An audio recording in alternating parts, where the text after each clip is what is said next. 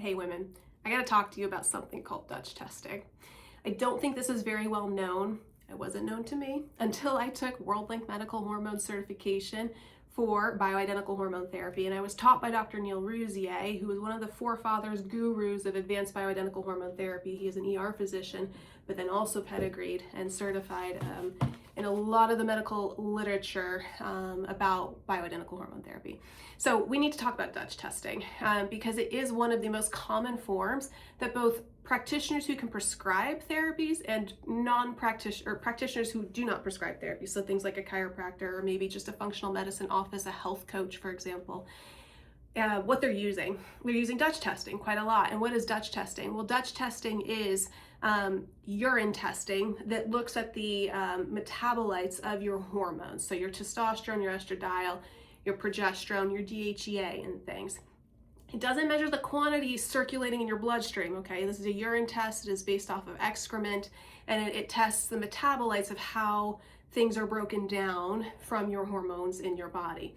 So Dutch testing, commonly used. However, I don't think a lot of people know the background behind one of its principles that I think gets a really sticky when we're teaching women about what we call estrogen dominance in the community, and then argues for a case of using what a lot of people call DIM, or I have to write it down because I can never remember how to say it, indole 3-carbinol. It basically is a way to shunt your estradiol, try to shunt your estradiol into breaking down into a certain metabolite versus the other way. So let's talk a little bit about Dutch testing here. When you do this urine testing, there's this premise that is taught that you have a bad pathway of estrogen metabolism and a good pathway. The good metabolite that comes from estradiol being processed is called 2-OH. Now I'm going to use some notes just so I can make sure I'm on track with things. 2-OH estradiol stops cell proliferation or growth. It also stops angiogenesis, which is the development of new blood vessels and things, okay? And it doesn't stimulate your breast tissue. That's 2-OH. We call that good estradiol. Dutch testing does.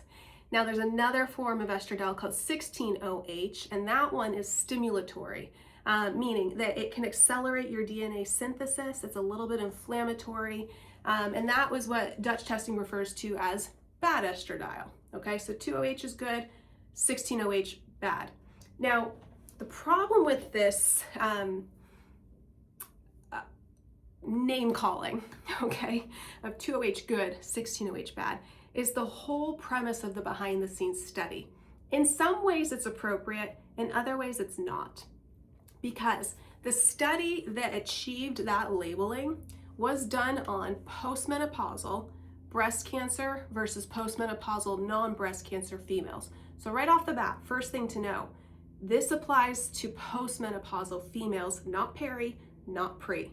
You can't extrapolate the findings of what I'm going to talk to you about in this study to peri and premenopausal females if it was done only on postmenopausal females to begin with, okay? That makes sense. It's good common sense. The other thing is postmenopausal females, guess what they're not making? Estrogen, or not a lot of it, you would think, right? So they took the urine of postmenopausal females who had breast cancer, and they compared it to the urine of postmenopausal females who did not have breast cancer. And what they found was in those two pathways, the 2-OH and the 16-OH, which were not deemed good or bad at this point, they found that breast cancer patients, postmenopausal females, had a higher preponderance of 16-OH metabolites versus the 2-OH. So by association, saying, well, these women have breast cancer and they have a lot of 16-OH, therefore, there is an association of 16-OH being bad versus 2-OH. That's essentially the nuts and bolts of that behind the scenes of that study. Okay, that's interesting. But at best, what that study really proves is really just an association. It's not a causation, meaning it actually causes breast cancer and other bad things. In order for it to be a causation study, you would then have to take 16-OH estradiol, put it in the bodies of women who are not having breast cancer, and prove that it started breast cancer all of a sudden in their body.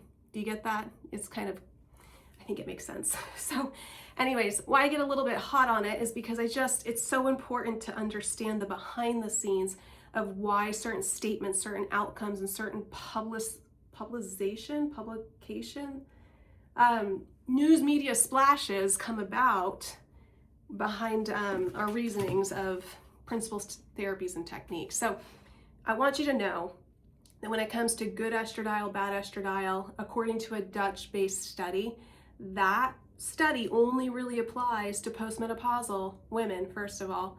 You really can't extrapolate it to peri and pre, because again, it was not done on peri and pre females.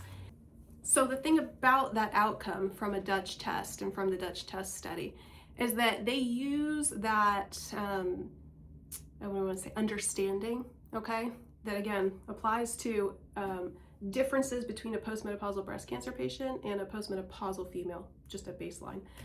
They use that to say that therefore women who have an extra abundance of 16-OH versus 2-OH, anybody pre, peri, or postmenopausal need to be aware that 16-OH is not the pathway of preference, and so therefore we should use supplements and things to try and shunt estradiol into making 2-OH, not 16-OH. You really can't extrapolate that from an association correlation study. It's just kind of bad science. And I hope I've explained it to some degree. But it is one reason why when you visit Kaelin West, one, we don't use the Dutch test for that purpose. But then two, we don't often use what maybe other providers will when they preach and teach about estrogen dominance and things like using DIM or cruciferous veggies to shunt the estradiol, even though you're getting it into a certain pathway of outcome. It's because the whole methodology, principality, understanding of that study really doesn't have relevant application to peri and pre-menopausal females. So I hope I've explained that to some degree. We get the question a lot. Why don't you use Dutch testing? Why don't you use salivary? Why do you use blood, etc.? But that's at least one thing to talk about that, again, I don't think many people know. I don't really know why. But perhaps, shortly, there will be a study that shows it applies to pre and perimenopausal females. And perhaps the outcomes were very, very true, and that those are very reasonable findings. And maybe 16-OH does cause breast cancer. We don't truly know. But it is one reason why right now I will not use the extrapolated principles, techniques, and things from that study to apply it to my Kaelin West patients who are pre and perimenopausal. Probably not even postmenopausal, to be frank. So anyways, wanted to give you a little bit of information, some fun facts, and did you know kind of thing about the Dutch test. We can talk more. If you ever need anything, reach out to Kaelin West and we'll kind of clear up some muddy waters for you. Because the hormone therapy, it can be so super sticky. And we look forward to working with you on your knowledge base expanding and increasing.